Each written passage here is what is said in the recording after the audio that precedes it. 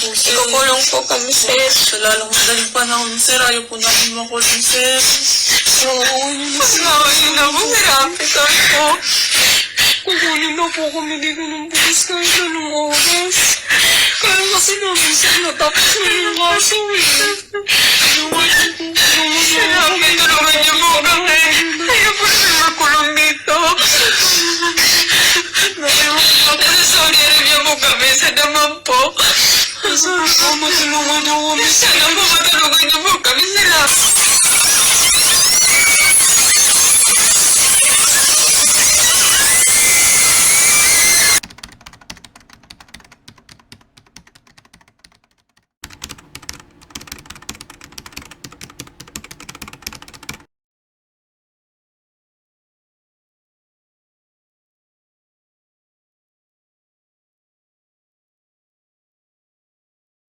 Oh my god, what is this, man?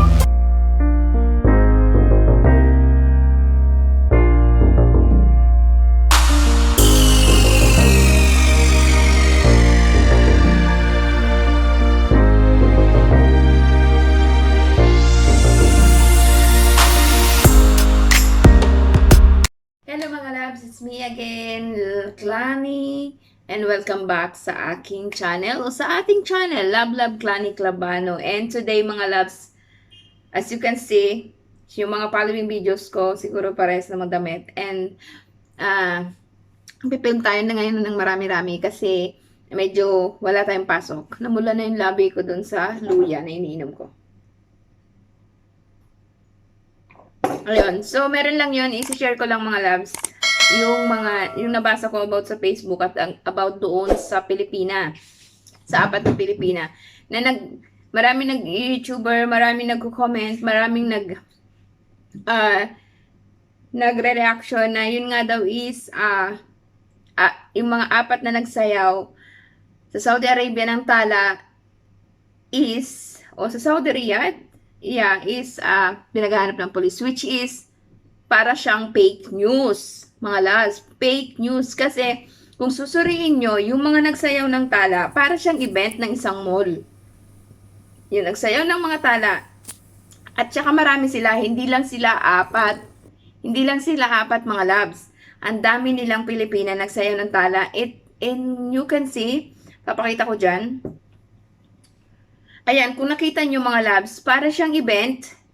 And also, guarded pa. May mga guard at saka may maraming mga nanonood. So, bakit hindi pinagbawalan, di ba? Na bawal yon, bawal sumayaw doon, bawal magganon.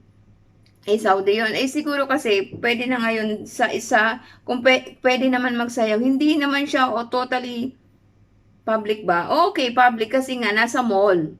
Nasa mall siya sumayaw. Ang ano ko lang po dito, ang point ko lang dito is magkaiba po yung senaryo nung apat na mga babae na nanghihingi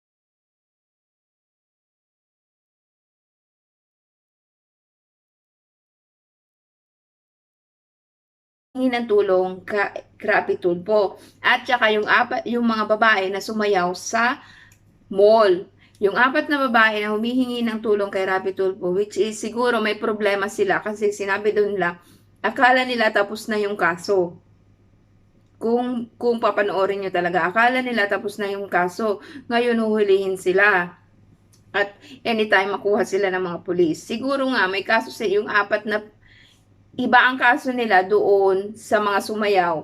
At iba rin yung senaryo. Tsaka look, apat na babae, yung mga mostly ng sumayaw doon sa mall is may kulay yung buhok.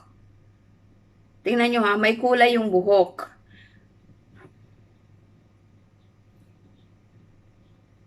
Sir, sa lalong madaling panahon, sir. Ayaw po namin makulong, sir. Mas ngayon na po, sir. Rapitol.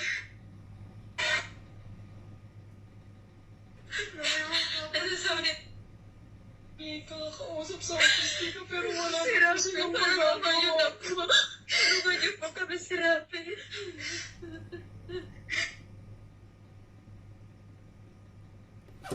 Ayun mga loves, so hindi ko rin sure. Nag-react lang ako base sa aking nakita o napanood na parang may mali. 'Di ba? Parang hindi naman yung mga... Tsaka maraming sumayaw. Alam nga pang apat lang pinili lang. Tsaka nung unang sumayaw, kung makikita nyo, is 5 sila. Hindi sila 4. 5 sila. And then the rest, marami na rin sumayaw na kasama nila. Tapos ito nagrereklamo, is 4 sila na babae. And yung iba, may kulay yung buhok. Yung sa nagsayaw. So, anong totoo mga loves? So, kayo na lang din ang maghusga, kayo na lang din ang manood base sa inyong makikita o nakikita. I'm just, para lang sa akin na sa tingin ko is magkaiba yung mga babae sa sumayaw at iba yung mga humihingi ng tulong. So, yung humihingi ng tulong kay Rapi Tulfo, which is siguro may ibang problema, maraming nanonood. At sino nagpapatugtog ng tala? 'Di ba? Sino magpapatugtog ng tala? Meron ba silang dalang karaoke? Kung may tugtog na tala yon, siguro sa mall din yung tugtog. Tapos may sumayaw. So that's all lang mga loves. Yun lang naman, nag-react lang naman ako mga loves kasi ang dami nga nagre-reaction video. Wala lang, nag-react lang ako about doon. So, nasa inyo na po yun kung ano ang inyong reaction o kung ano ang inyong husga. That's all mga loves. Be safe mga loves. And also, para rin po sa ating mga kabayan, nasa Middle East po tayo, either Saudi, Kuwait, Dubai. May mga, alam naman natin yung mga hindi dapat gawin, di ba, especially dito sa lugar na to na sobrang higpit. So, hindi rin natin dapat gawin, di ba? Kung totoo man yun, na sumayaw sila sa tala na walang permission. Pero look, ang daming nanonood. Anyway, mga loves, yun lang mga loves, mga kabayan dito sa Kuwait or sa ibang Middle East na ingat po tayo sa ating mga ginagawa. Lalo na ngayon, sa panahon ngayon, walang travel, walang pauwi.